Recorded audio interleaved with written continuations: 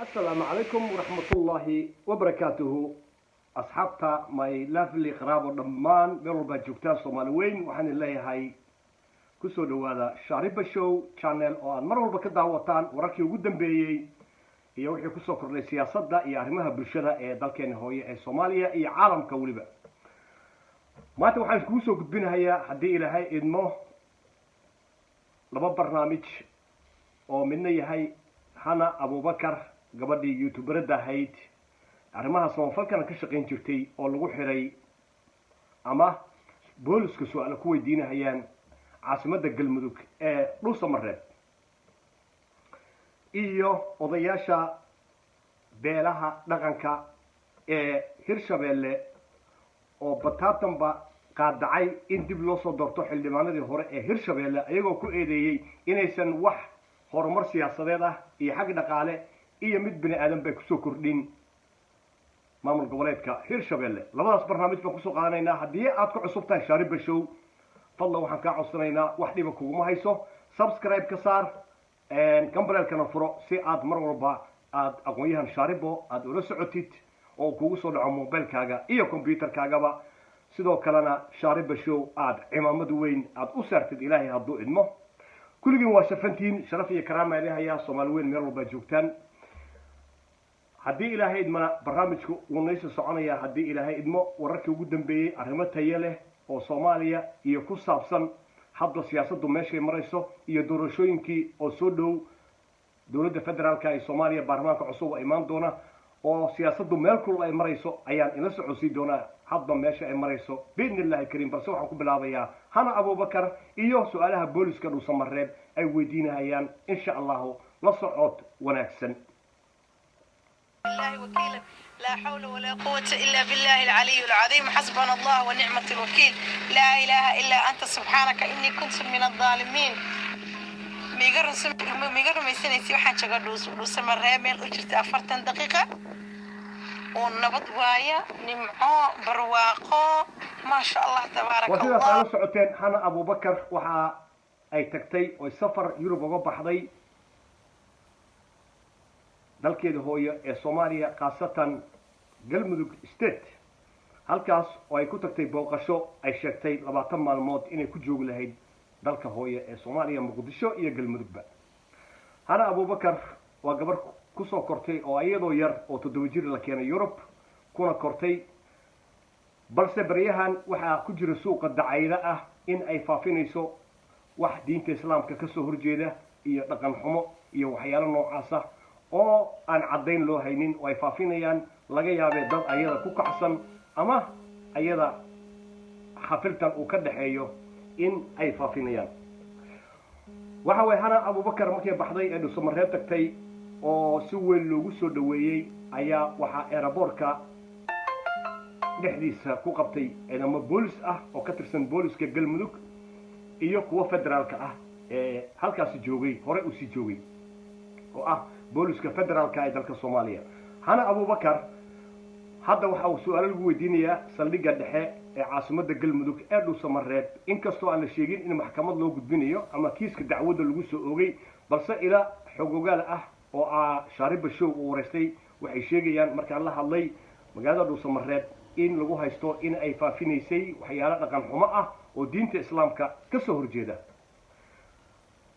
marka waa arkeena insha Allah meesha ku dambayso arinta Hana Abubakar iyo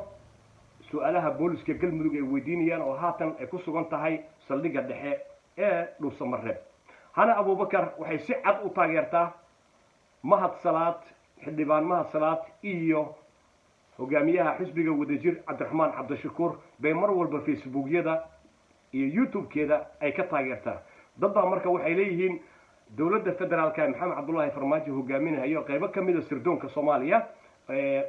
madaxweyne Farmaajo rejiimkiisa ah ayaa ka dambeeyay Hana Abubakar in la qabto maadaama Cabdiraxmaan Cabdishakuur iyo Mahad Salaad ay taageerto laguna siiyo booliska galmudug inay gabadhaasi su-aalo weydiiyaan ama ugu yaraanba ay xiraan oo kusoo ogaan kiisas aan waxba ka jirin oo been abuur ah.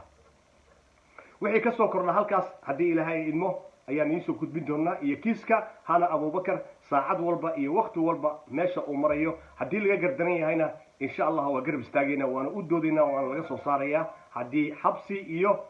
loola tago waxyaabo aan gabadhaasi aysan mutaysan ama caddayn buuxda aan inaba loogu haynin.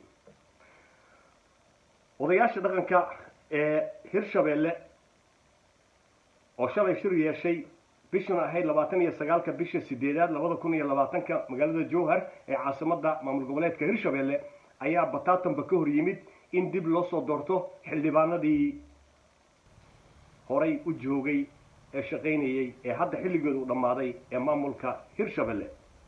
odayaashu waxay ku eedeeyeen xildhibaanadii hore hayba yaraatee inaysan wax barnaamijka ay ka shaqaynin oo aan ka ahayn hadba wixii nabad iyo nolol dowladda farmaajo hogaaminayo inay ku taageeraan oo gobolkaas siyaasadda nabad iyo nolol ay ku taageeraan,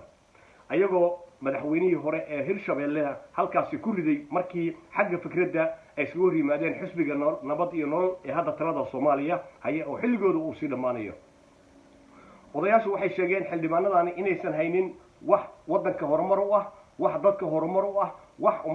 ummadda halkaa degan ee reer Hirshabeelle ay kusoo siyaadeen. odayaashu waxay sheegeen magaalada Jowhar ee caasimadda Hirshabeelle in ay tahay magaalo go'doon ah oo cirka kaliya laga soo geli karo,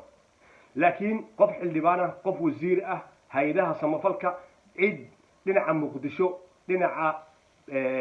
Buulaburde, Jalalaqsi ilaa iyo intaas ilaa Balcad uga imaan kartaa inaysan jirin oo go'doon ay ku jiraan. xataa odayaashu dhaqanku markay safarayaan oo caasimadda Soomaaliya Muqdisho ay tagayaan ay ku tagaan safar xagga diyaaradda ah ay ku tagaan. odayaashu hadalkaas ay soo jeediyeen shacabka reer Hirshabeelle aad bay ugu riyaaqeen, mana la filayo xildhibaanadii hore ee ka shaqayn jiray Hirshabeelle oo hadda xilligooda u dhammaanayo in ay baarlamaanka Hirshabeelle dib dambe ugu soo laabtaan. laakiin waxay aad u bogaadiyeen siyaasadda madaxweyne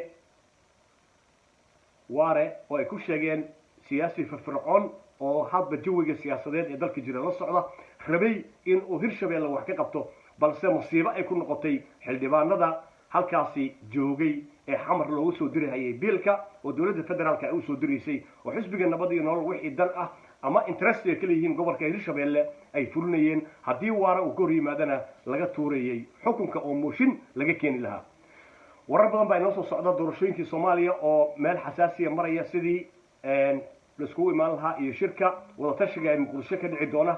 qaabka waxaan ka hadli doonaa ilaahay hadduu idmo yaa ugu rajo fiican qaabka doorashada ee soo socota, ma Xasan Sheekh, ma Sheekh Shariif, mase Maxamed Cabdullaahi Farmaajo xilligiisii dhammaanayo ummadda Soomaaliyeedna ay qaati billaahi siyaasadiisa ay ka taagan tahay. la soco Shaariba Show channelka, subscribe ka saaro si mobilkaaga mar walba kugu soo dhaco iyo computerkaaga gurigaaga adigoo jooga. wasalaamu calaykum waraxmatullaahi wabarakaatuh. asxaabta qaaliga ah aad baan idin salaamayaa.